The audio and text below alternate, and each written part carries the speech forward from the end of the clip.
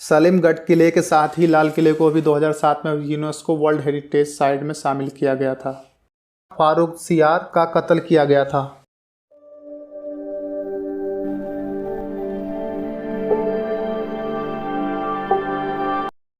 Hello दोस्तों, आप सबका स्वागत है आपके अपने चैनल शॉर्ट ट्रिप में। आज हम एक्सप्लोर करेंगे लाल किला और कुछ इतिहास के बारे में बात करेंगे जो आपने कभी नहीं सुनी होगी। ये है लाल किले की सुनहरी मस्जिद, जिसमें तांबे के साथ सोने की पानी भी चढ़ाया गया था। इसी कारण इसका नाम सुनहरा मस्जिद पड़ गया।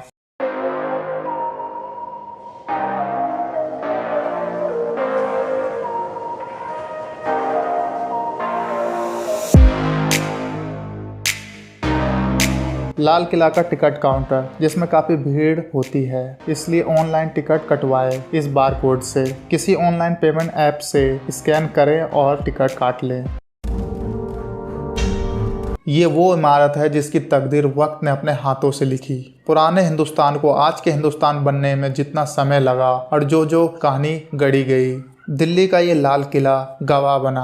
पिछली 4 सदियों से इस इमारत ने इतिहासों को न जाने कितने दफ़ा करवटें बदलते देखा है। इस इमारत ने गुजरते दौर देखे हैं, बदलते ज़माने देखे हैं। वो हुकूमतें जिनकी बादशाह पूरे हिंदुस्तान पर थी, उन हुकूमतों को निशाभूत होते देखा है।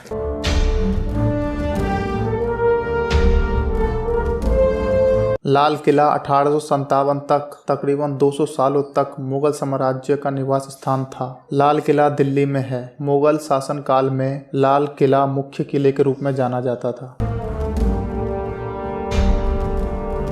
दिल्ली का ये लाल किले का नाम लाल बड़ी बड़ी दीवारों से पड़ा है और ये नाम 19वीं शताब्दी से पड़ा है। शायद वो अंग्रेजी थे जिन्होंने इसे रेड फोर्ट कहना शुरू किया, लेकिन बहुत कम लोग जानते हैं कि इसका नाम किला मुबारक है। ये नाम बादशाह ने इसे दिया था। शाहजहां ने लाल किला बनाने का तब सोचा जब उसने ये फैसला किया कि मुगल साम्राज्य की राजधानी आगरा से दिल्ली बदल दी जाए। अकबर के जमाने में मुगलों की राजधानी आगरा थी। अकबर को दिल्ली इतनी पसंद नहीं थी, क्योंकि दिल्ली अकबर को अपने पिता हुमायूं की शेरशाह सूरी से हुई हार याद दिलाती थी। लेकिन शाहजहां आगरा की गर्मी से परेशान थे और दिल्ली आने का मन बना लिया था। उसने तय किया कि मुगल साम्राज्य की राजधानी अब दिल्ली होनी चाहिए। दिल्ली में शाहजहां ने एक शहर बसाया जिसे नाम दिया गया शाहजहानाबाद। इसे आप पुरानी दिल्ली भी कहते हैं। इसी शहर के बीच भव्य लाल किले का निर्माण शुरू हुआ। 1638 में शाहजहां ने लाल किला बनाने का हुक्म दिया। पूरे 10 साल के बाद 1638 में लाल किला बन के तैयार हुआ। जब लाल किला बन के तैयार हुआ, उस वक्त शाहजहां अफगानिस्तान के काबुल में थे। जब ये खबर दी गई, तब शाहजहां वहां से तुरंत दिल्ली आ गए। लाल किले में 2 मुख्य दरवाजे थे,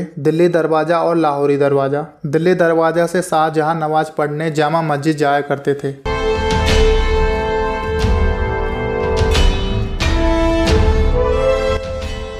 लाहौरी दरवाजे के अंदर जाते ही किले का मीना बाजार शुरू हो जाता है। इसे छत्ता बाजार भी कहते हैं। ये बाजार शाहजहां ने अपनी बेगमों के लिए बनवाया था। किले में जिस चीज का इस्तेमाल होता था, उस तरह का सामान इस बाजार में मिलता था। एक जमाना था जब अरब और फारस जैसे देशों से व्यापारी अपना सामान यहाँ लाते थे, जिसे वो बादशाहों की बेगमों और शहजादियों को बेचते थे। अच्छी बात यह है कि ये बाजार 350 साल के बाद आज भी अपनी उन्हीं रंगीनियों के साथ जिंदा है। आज भी लोग यहाँ से तरह तरह के सामान खरीद के ले जाते हैं।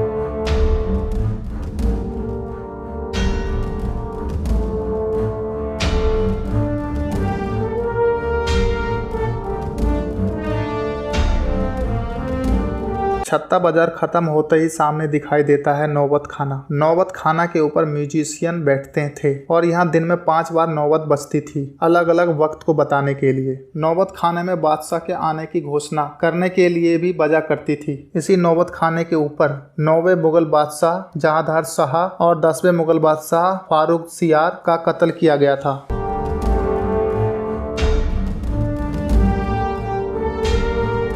नौबत खाने के बिल्कुल सामने पड़ता है दीवाने आम। नाम से ही अंदाजा हो जाता है दीवाने आम यानी ऐसा शाही दरबार जो आम लोगों के लिए लगता था। दीवाने आम में मौजूद ऊंचे सिंहासन पर बैठे बादशाह आम लोगों की समस्या सुनते थे और उनका समाधान करते थे। बादशाह इस सिंहासन को नशेमन ए जिल ए इलाही कहा जाता था, यानी ऐसा स्थान जिस पर ईश्वर की छाया हो।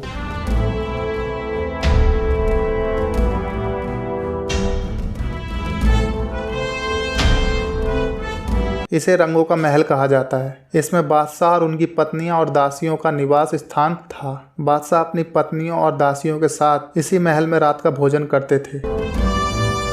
दीवाने आम के बिल्कुल पीछे है दीवाने खास, यानी ऐसा दरबार जहां बादशाह अपने खास लोगों के साथ मिलते थे, जैसे बादशाह, मंत्री, सलाहकार और उनके मेहमान वगैरह। दीवाने खास की पूरी इमारत संगमरमर की बनी हुई है। इसी दीवाने खास में बादशाह का वो आलीशान सिंहासन रखा हुआ था जिसके चर्चे पूरे हिंदुस्तान में नहीं विदेशों में भी थी। बादशाह का इस सिंहासन का नाम था तख्ते ताउस यानी पीकॉक थ्रोन। पीकॉक थ्रोन सोने, चांदी और कीमती हीरो जवाहरात से बना हुआ सिंहासन था। इसकी ऊपरी सिरे पर हीरे के मोती से जड़े 2 मोर थे और इसी पीकॉक थ्रोन में भारत का सबसे बेशकीमती हीरा कोहिनूर जड़ा हुआ था। पीकॉक थ्रोन की कीमत 17वीं शताब्दी में कई करोड़ों में आकी गई थी।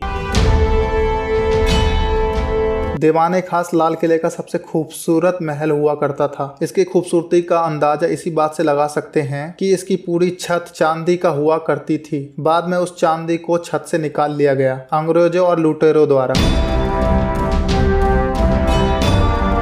औरंगजेब ने अपनी पत्नियों के लिए निजी मस्जिद बनवा ली जिसे मोती मस्जिद भी कहा जाता है।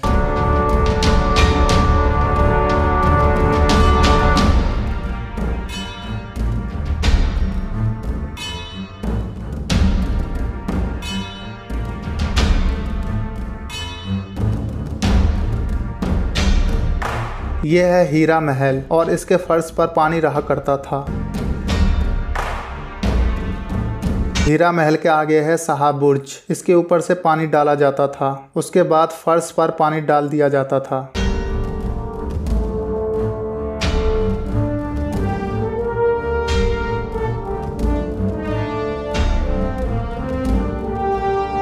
यह है भादो मंडल।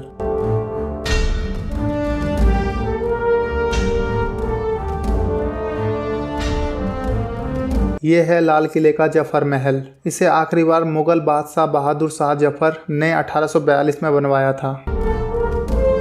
यह है सावन मंडल। इन मंडपों में बारिशों का लुत्फ उठाते थे। ब्रिटिश शासनकाल में लगभग सभी कार्यक्रम लाल किले में ही होते थे। मुगल के आखिरी बादशाह बहादुर शाह जफर को 1857 में विद्रोह का साथ देने के कारण ब्रिटिशों ने बहादुर शाह जफर को लाल किले में ही कैद कर लिया और दोषी पा जाने के बाद ब्रिटिश ने दीवाने खास से निकालकर रंगूल भेज दिया गया था। सलीमगढ़ किले के साथ ही लाल किले को भी 2007 में यूनेस्को वर्ल्ड हेरिटेज साइट में शामिल किया गया था। हर साल स्वतंत्रता के दिन 15 अगस्त को भारत के प्रधानमंत्री लाल किले के मुख्य द्वार पर तिरंगा फहराते हैं। आपको हमारे वीडियो कैसी लगी कमेंट जरूर करें और लाइक सब्सक्राइब कर दें जिससे हमारी आने वाली वीडियो आपको आराम से मिल जाए।